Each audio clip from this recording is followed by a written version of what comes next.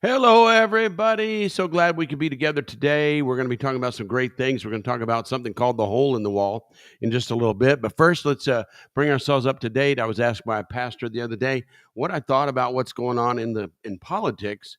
And do you think President Biden is going to run for president? Is he going to escape the charges against Hunter Biden and that? And I was reading some of that on the news. I didn't read the whole story, just saw the headlines. And it looks like to me like, it's kind of closing in on him a little bit.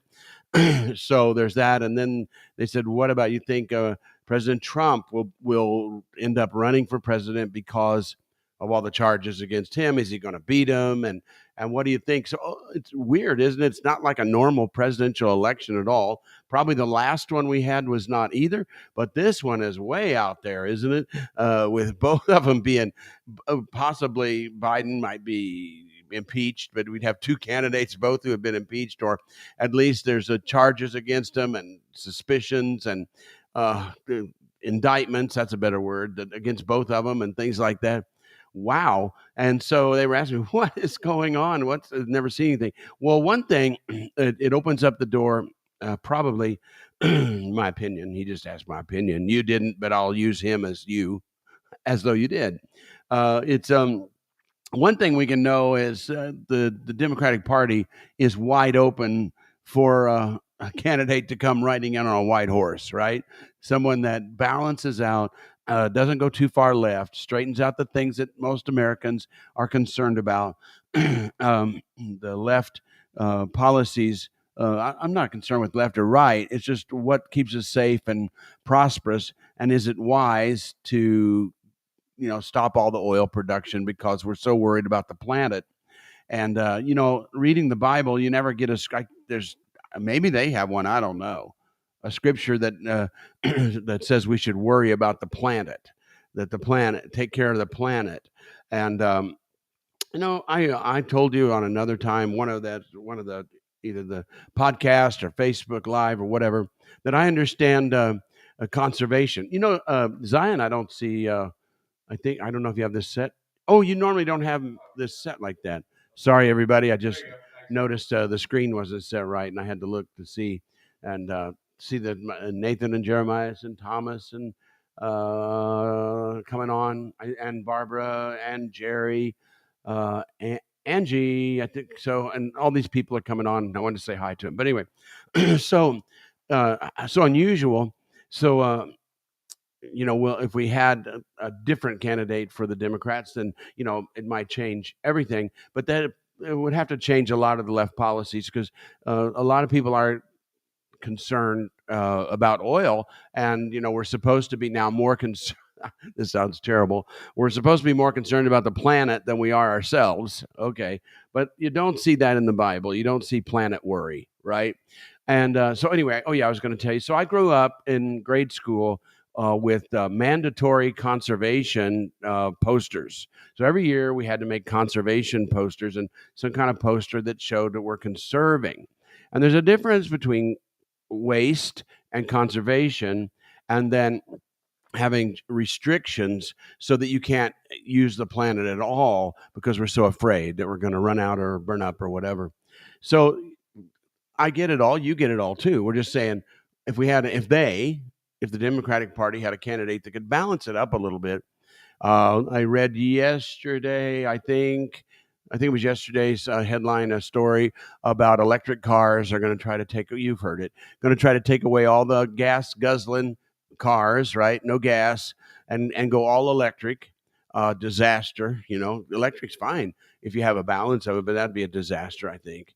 But that's just what I'm thinking.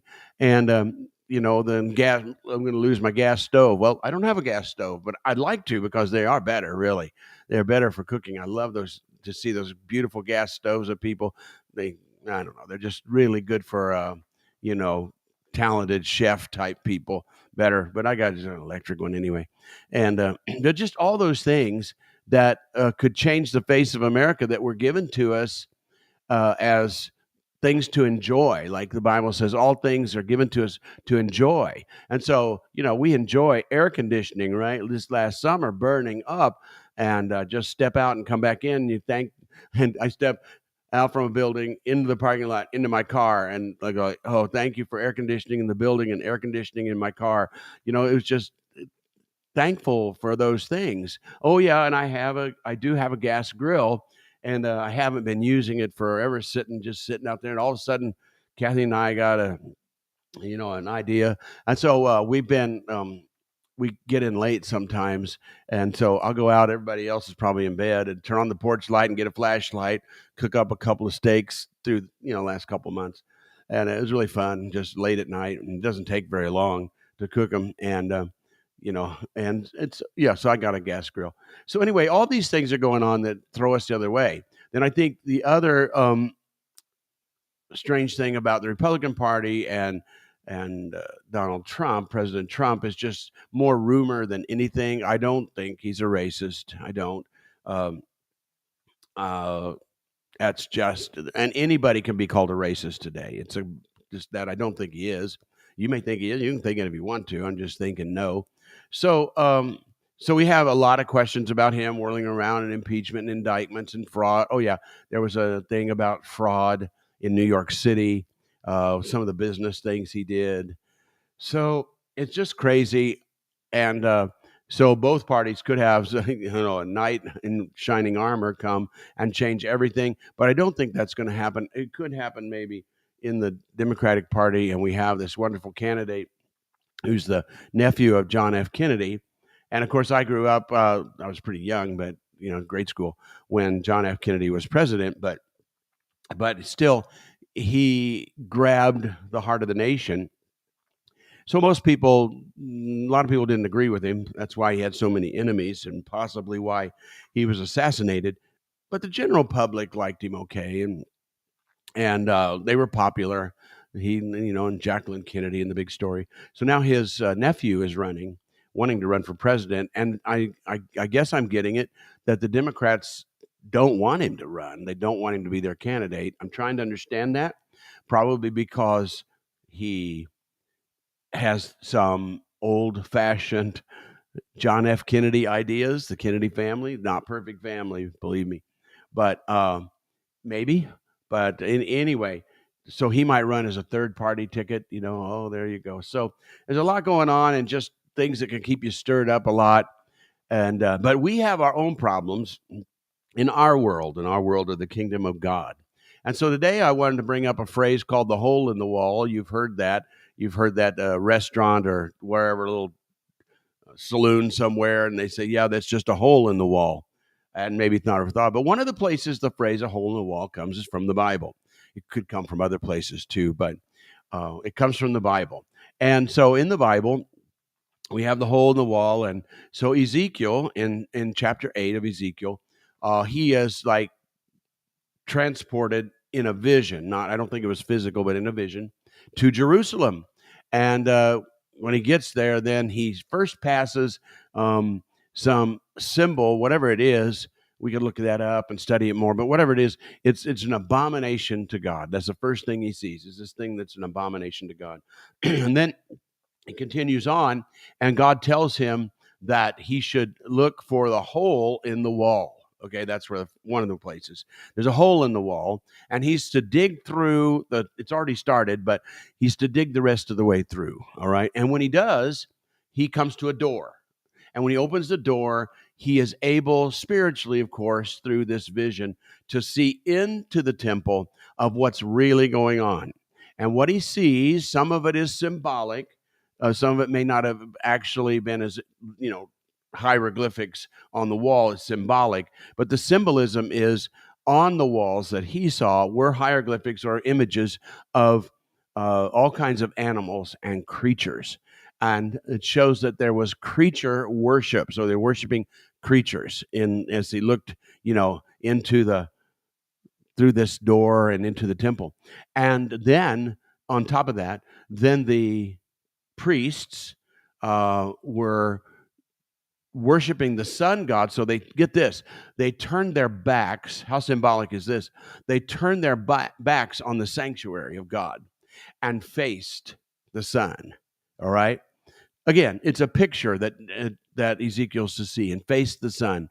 And what a picture that is today of religious people, church people that actually grew up in church, or they've worshipped in church, and now they've turned their backs on God, or they turn their backs on the sanctuary. They say they still believe in God, but they've turned their backs on the house of God.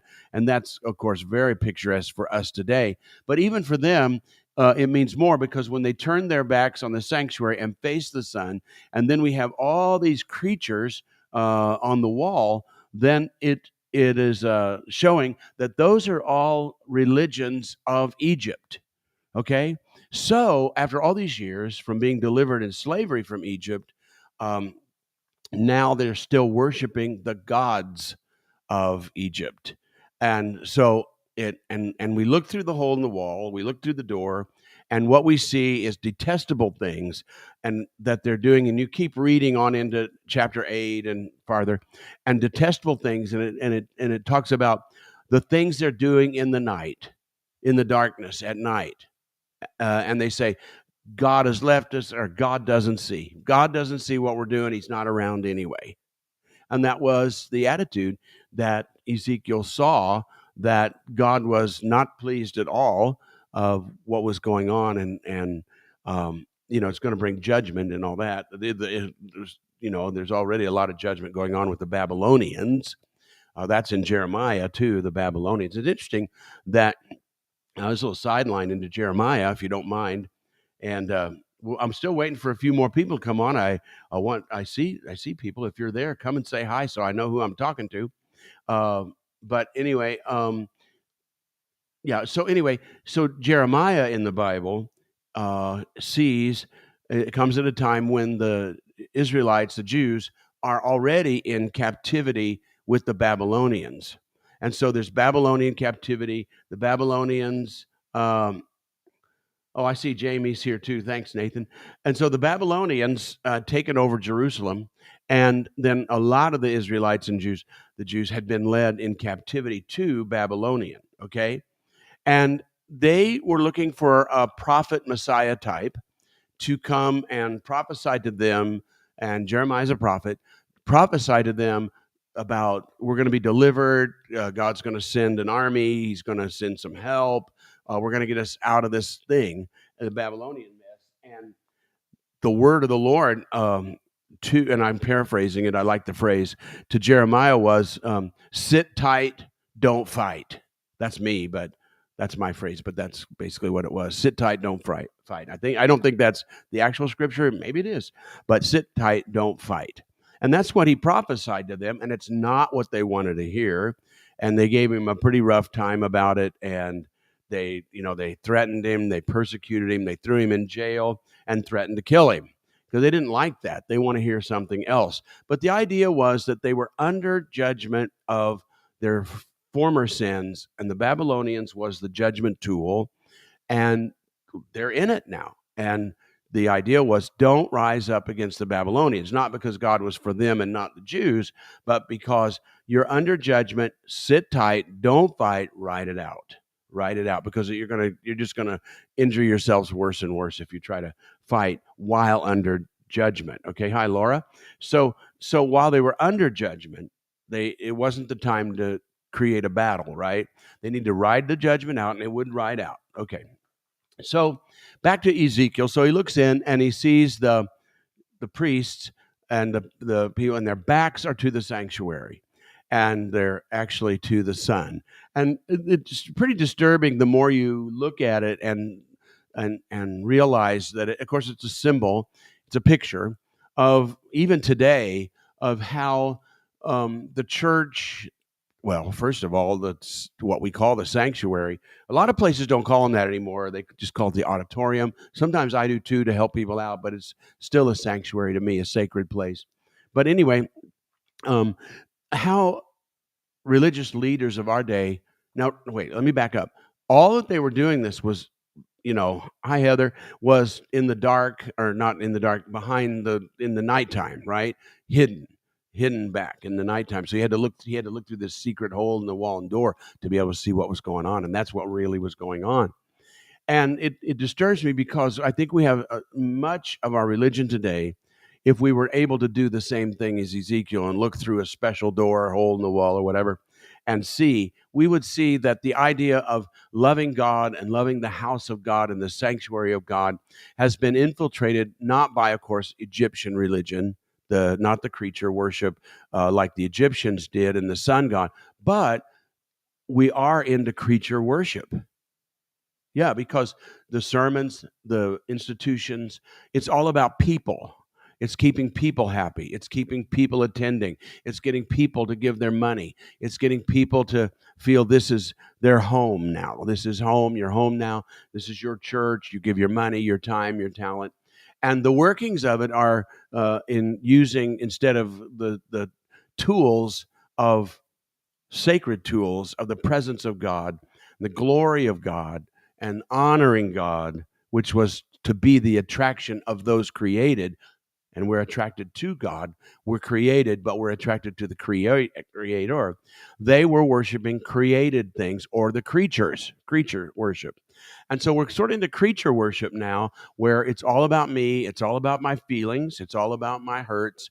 It's all about I'm a victim, and how to make me feel better about me.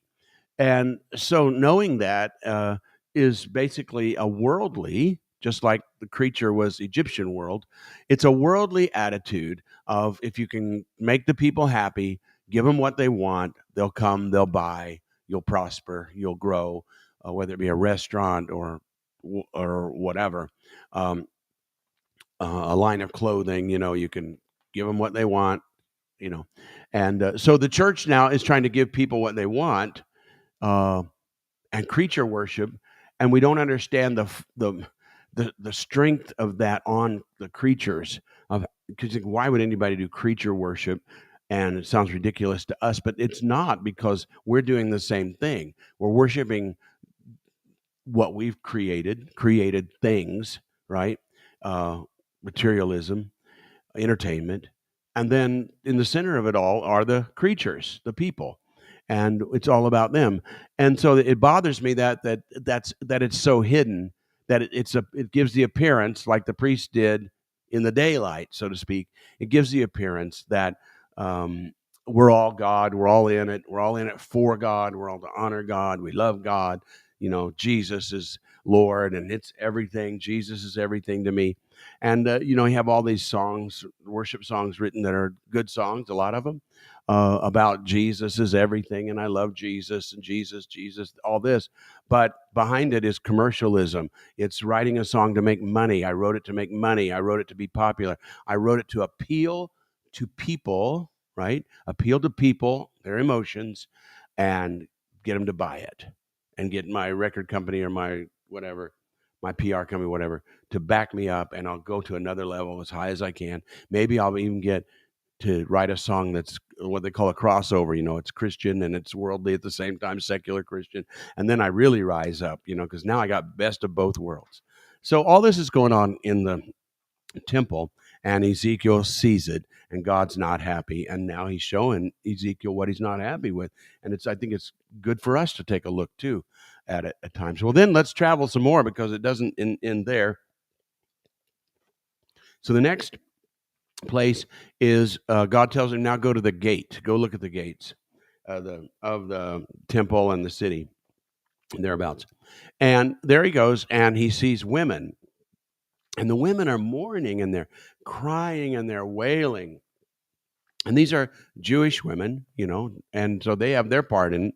And the Jewish women are mourning and crying and wailing for who? Yeah, for Tammuz. That's what I call it. Tammuz. Is that how you would say it? Tammuz, close enough. Tammuz. Now, Tammuz was related, is in the picture circle of the Babylonians, which is Nimrod. And Nimrod was the mighty warrior Nimrod, which they there's lots of myth and truth about him, maybe exalted him as God. But anyway, Nimrod went off and he got killed. And so the story comes that Nimrod then was raised from the dead through someone else. I've heard two things. One was through Tammuz. So Tammuz is Nimrod raised from the dead as a child. He's born as a child, but it's actually Nimrod, sort of born again. And then I think the other is Horus or somebody like that. But either way, it was whichever.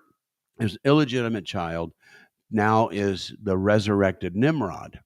Okay, so and while the child is a baby, then hi Beth.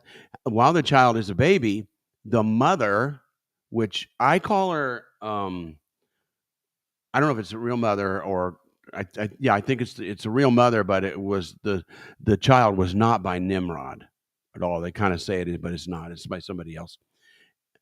Semmr, Semiramis, or however they would say it.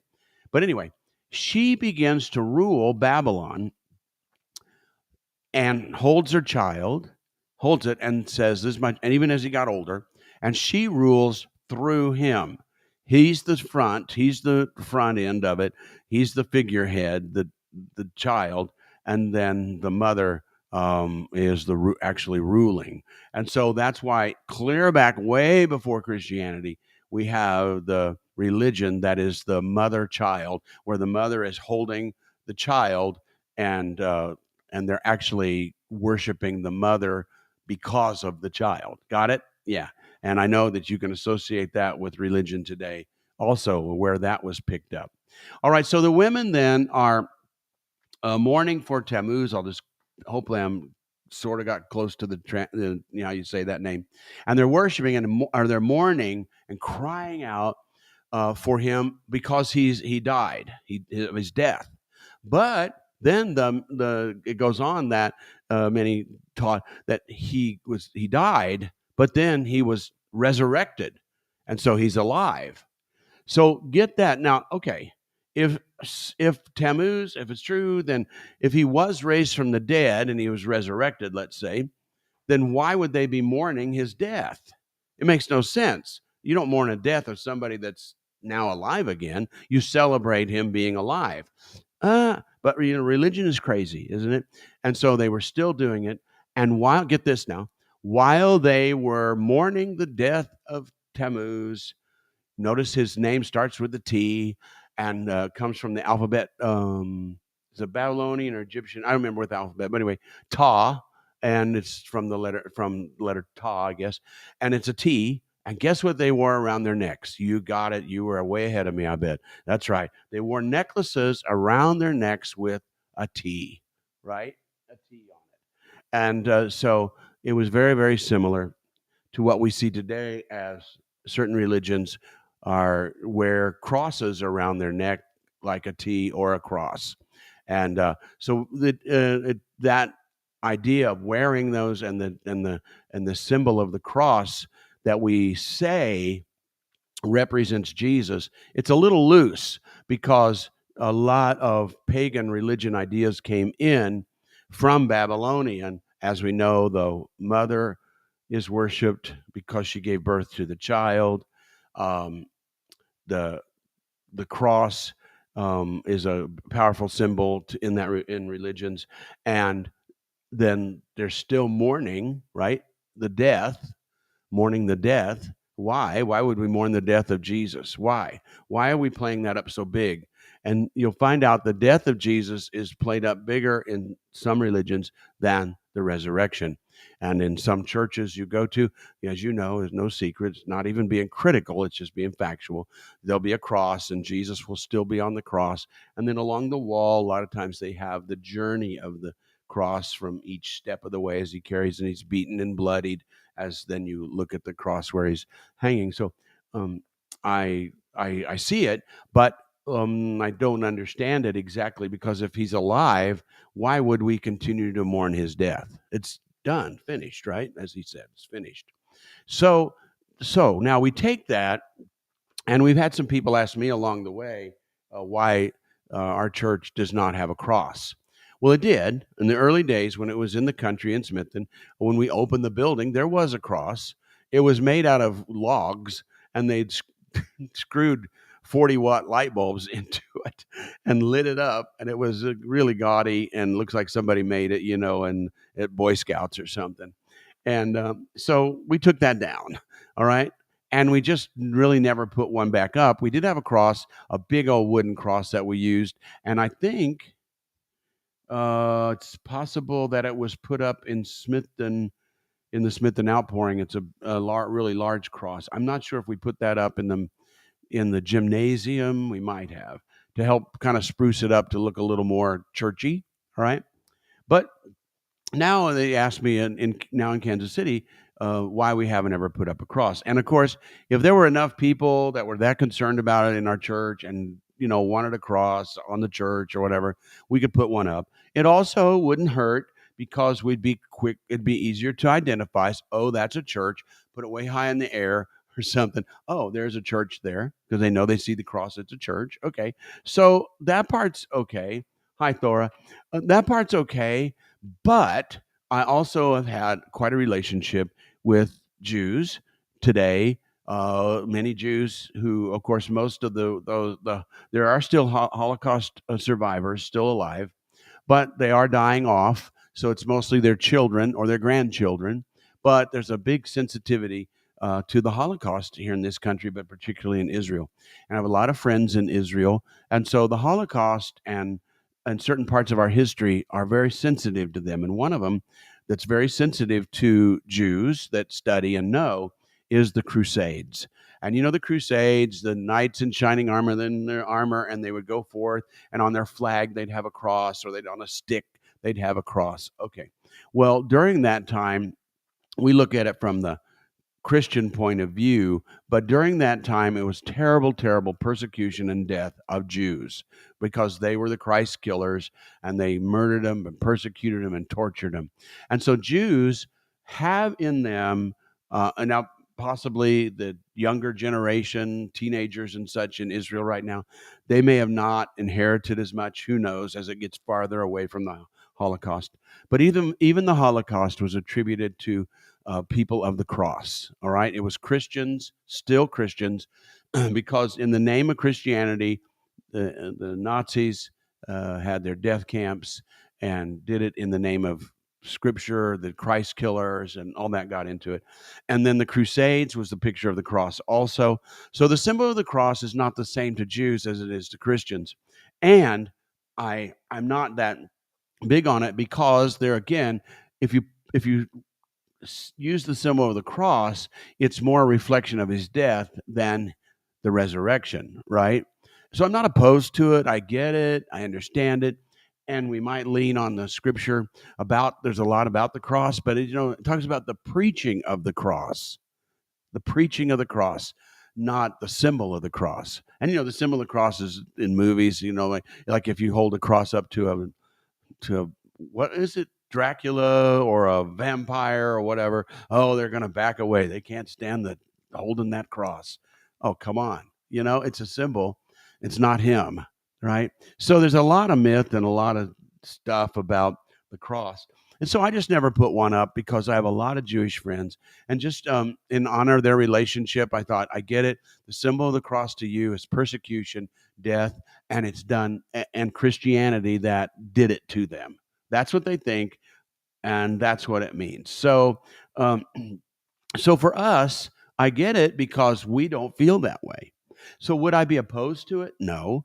If it's that important and we needed to identify ourselves better or whatever, but I wouldn't want to worship the cross as much as preach the cross, right? You get it? The power of what happened on the cross is powerful. It's not something you mourn today because he's been raised from the dead, but it's powerful what the substitution, what the death and resurrection did for us is powerful, and we need to preach that power. But the symbol, not so much for me, at least. So it's if you feel that way about it, it's up to. I mean, I know it's a sensitive subject, and I don't care. I just want you to understand that not everybody views the cross the same, and it has also been used pre-Christianity as a symbol of Tammuz. They wore it around their neck, much like some religions do today, constantly wearing around their neck. So, okay, so big controversy. Maybe you're upset now. I don't know, but I hope you feel the balance of this. I'm just thinking of some other people, and so I'm preaching. Yes. Do we have to have the symbol? To me, no, because he's not on the cross, and the cross is the sermon, but it's not the symbol of who he is, because the symbol of who he is the resurrection, the alive Jesus, right? And so it's more the preaching of the scars in his hands and feet and the piercing of his side that's a Messiah that's alive, that Thomas saw. And he said, if I see the nail prints, if I see the scars, then I'll believe. And so the resurrected Jesus, interesting, right? The resurrected Jesus could still be identified with the scars of what he did. Interesting. And so when Thomas saw that, oh, my Lord, my God, it's you. It's got to be you. So there's a lot to teach about it, and it's not a point where I would argue. I wouldn't argue it. I don't like to argue anyway. Arguments are not worthwhile. I don't like arguments, so I wouldn't argue it. I just thought you'd like to expand the hole in the wall and all the way down, and probably more important, the cross part is just a sideline. Okay, it's just a sideline. I wouldn't argue that. Okay, crosses are fine. They're not so fine to Jews, but um, they are fine to Christians. You can think what you want to do about that.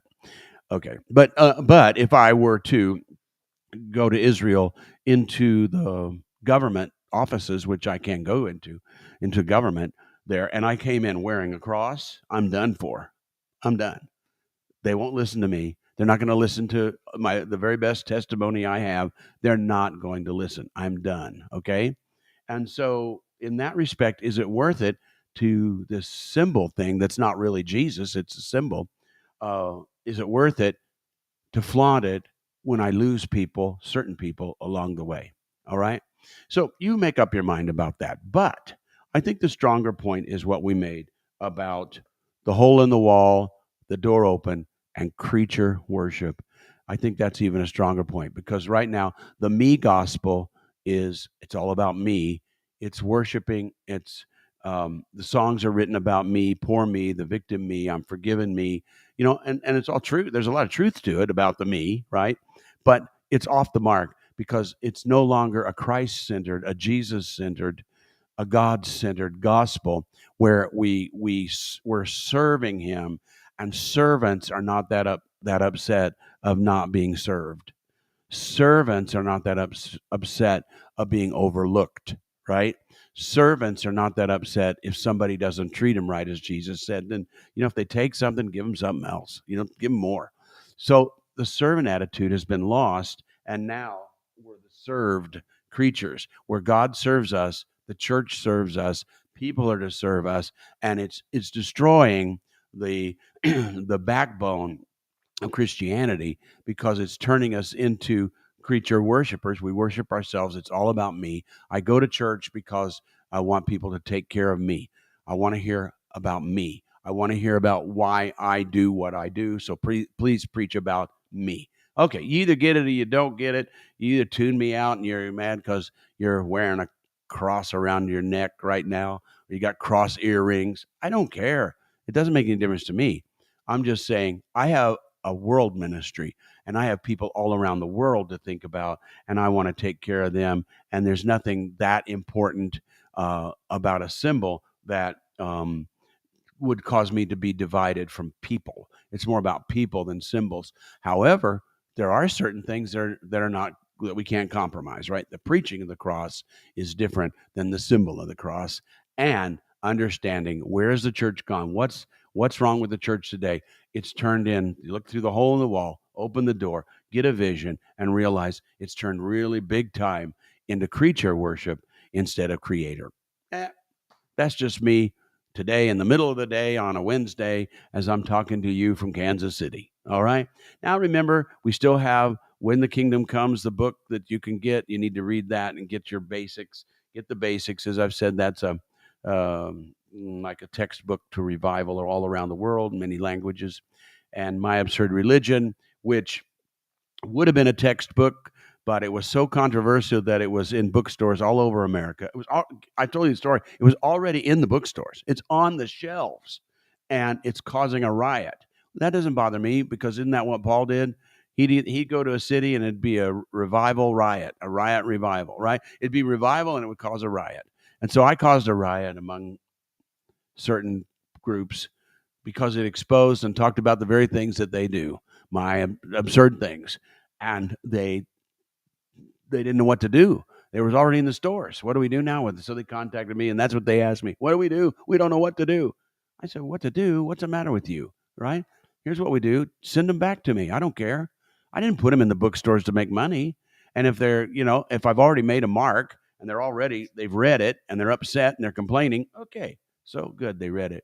And so they send a bunch, they send them back to me, and I sold a bunch and gave a bunch away, sold a bunch, and we still have a bunch. If you want a hard copy, you want the actual copy, you can contact us, email us, or however you do that. Facebook us. Say, how do I do that? And we'll figure that out. But right now, you can download it ebook with. Isn't yeah? That's got a study guide too. Yeah, I don't know why we probably have a study guide to When the Kingdom Comes. I just somewhere. Well, maybe we'll get that. But I am busy. Before long, you are going to have a new ebook to download if all things work out really, really soon. So that'll be next. So anyway, hope it gave you some things to think about. And don't fall for it. Don't get mad. Don't get upset. Don't be defensive. No, just listen and learn. And you'll probably be glad you did because, God changes us so much. What you get mad at this year, you'll be accepting next year because your eyes were opened even wider. All right. So glad we could be together today. I hope that was just some interesting thoughts that I had to talk to you about the world of religion. And so I'm so glad we could be together